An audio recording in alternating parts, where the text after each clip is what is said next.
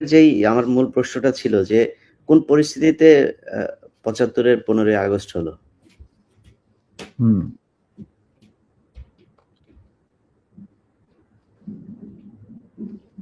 খুবই স্পর্শকাতর প্রশ্ন, ইলিয়াস।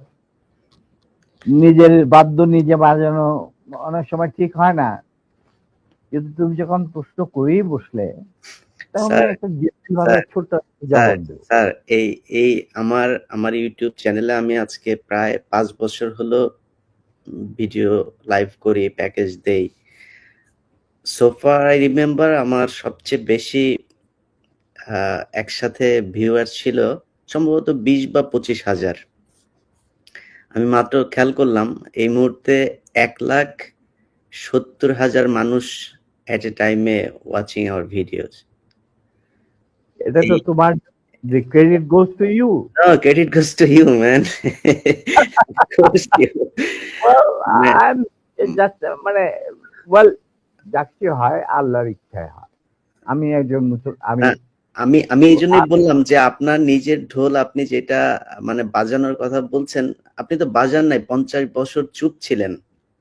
যেই স্বাধীনতা আপনারা এনে দিয়ে গিয়েছেন, সেই স্বাধীনতা না আসলে তো আজকের শেখ হাসিনা যে অবস্থায় দেশকে নিয়ে গিয়েছিল, সেই ৭৫ এর পরে আরো হয়তো ২-১ বছর লাগতো শেখ মুজিবের সেখানে নিয়ে যেতে। তো আমাদেরকে এই যে উদ্ধার করে দিয়ে গিয়েছেন, এই কৃতজ্ঞতা বোধটা বাঙালি জাতির নেই। যে কারণে আজকে মেজর শরীফুল হক ডালিম বাংলাদেশের মাটিতে নেই। অথচ আপনাদেরকে সর্বোচ্চ সম্মাননা দিয়ে আমাদের দেশে রাখা দরকার ছিল, সেই সম্মানটুকু আমরা দেখাতে পারি নাই বলেই মাঝে মধ্যেই আবার ২০২৪ আসে। তো আপনি ওইটা নিয়ে আমার মনে হয় দেরি তো অবশ্যই হয়েছে, কিন্তু আমাদের জানা উচিত। এই জাতি প্রতিটা মানুষ জানতে চায় কি হয়েছিল ৭৫ এর ১৫ই আগস্ট। প্রথম কথা, প্রথম কথাটা হচ্ছে যে 15ই আগস্ট কিন্তু কোনো বিচ্ছিন্ন ঘটনা না। এটা সূত্রপাত হয় মুক্তিযুদ্ধ চলাকালীন অবস্থায়। আমরা বুঝতে পেরেছিলাম যে বাংলাদেশের মুক্তিযুদ্ধটা অ্যাকচুয়ালি কাদের ইন্টারেস্টে হচ্ছে। এটাকে আমাদের ইন্টারেস্টে হচ্ছে যে আমরা আমাদের দেশ যুদ্ধ করে স্বাধীন করব, নাকি এটার পেছনে অন্য কোনো উদ্দেশ্য কাজ করছে। যখন 7 দফাতে চুক্তি করে নজরুল ইসলাম আর তাজউদ্দিনকে পারমিশন দেওয়া হলো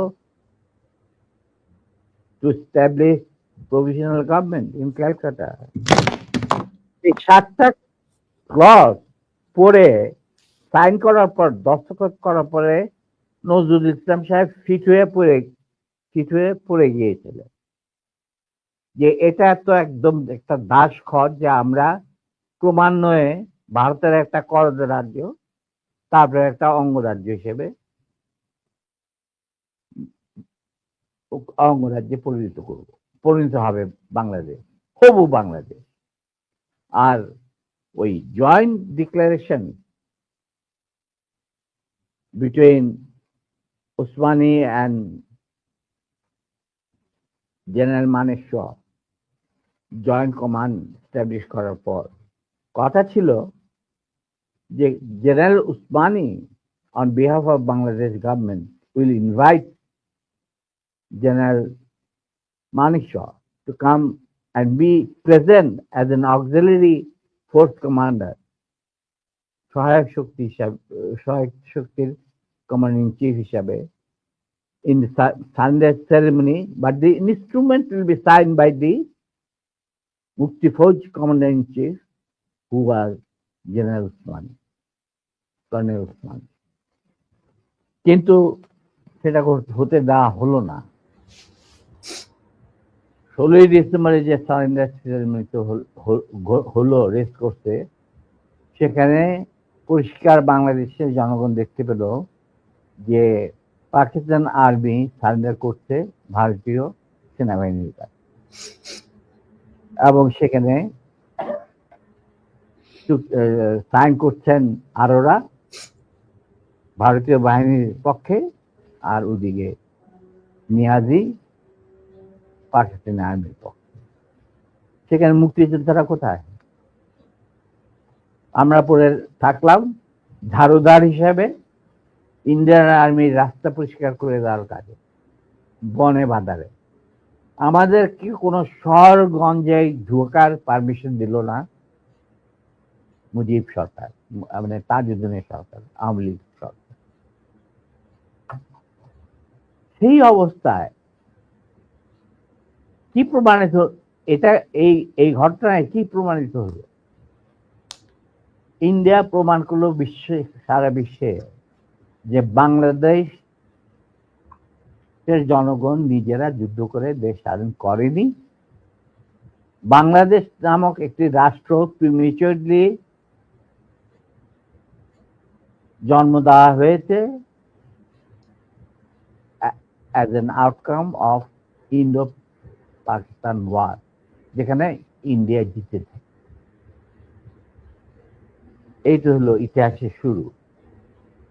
তারপর মুজিবকে যখন ছাড়া হলো, সে তো কিছুই জানতো না যে দেশ স্বাধীন হয়েছে, কোনো মুক্তি ফৌজ বলে কিছু ছিল, হাজার হাজার লোক দেশচ্যুত হয়েছে, প্রাণ হারিয়েছে, কি জানতো?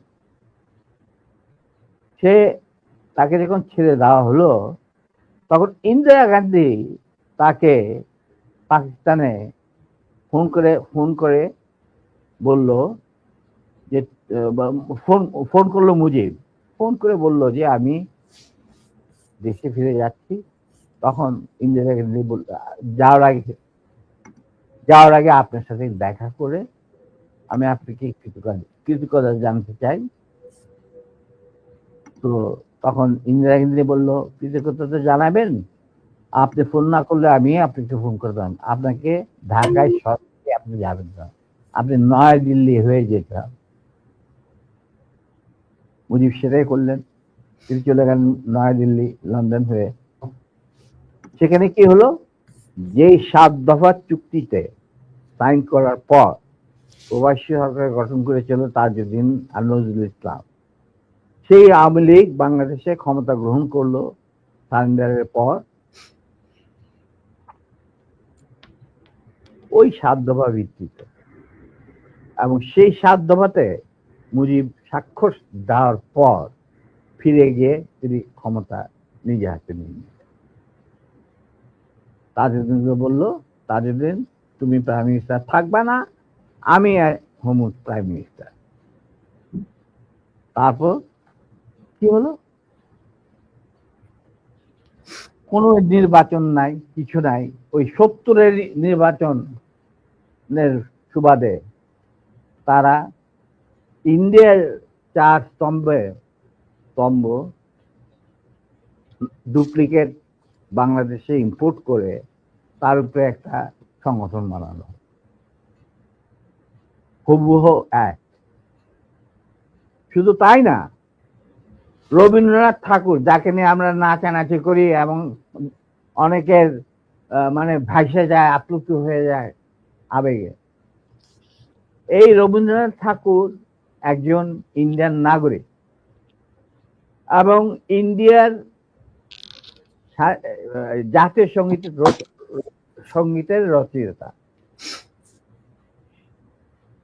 আমাদের দেশে তার চেয়েও প্রতিভাবান কবি কাজী নজরুল ইসলাম থাকা সত্ত্বেও আমরা সেই ভারতীয় নাগরিকের একটা গানকে আমাদের জাতির উপরে চাপিয়ে দেওয়া হলো জাতীয় সঙ্গীত।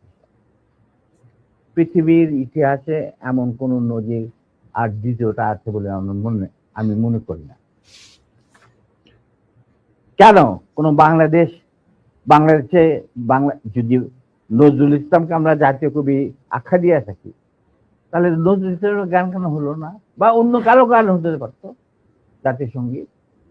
ভালো ভালো কবি সাহিত্যিক ছিলেন আমাদের দেশে, কিন্তু পৃথিবীর ইতিহাসে কোথাও নাই যে বিদেশি এক নাগরিকে যে নাকি তার দেশের জাতীয় সঙ্গীত রচনা করেছে এবং আমাদের সদ্য স্বাধীন বাংলাদেশে এসেও আমাদের জাতীয় সঙ্গীত রচনা করতে হবে। কি ধরনের কথা? That means you have nothing in your hand. তারপর মুজিবকে দিয়ে রক্ষী বাহিনীর সৃষ্টি করলো ইন্ডিয়া। তারা বাংলাদেশের সামরিক বাহিনীকে দুর্বল করে একটা নামে মাত্র সামরিক বাহিনী, হাতে লণ্ঠন করে ঠনঠন, এই ধরনের একটা সেনাবাহিনী রাখবে। আর কারণ একটা সেনাবাহিনী তো রাখতেই হবে, কারণ যে কোনো জাতির মেরুদণ্ড হচ্ছে সেনাবাহিনী। ওই হাতে লণ্ঠন করে ঠনঠন, আর আসলে তার চেয়ে অনেক শক্তিশালী একটা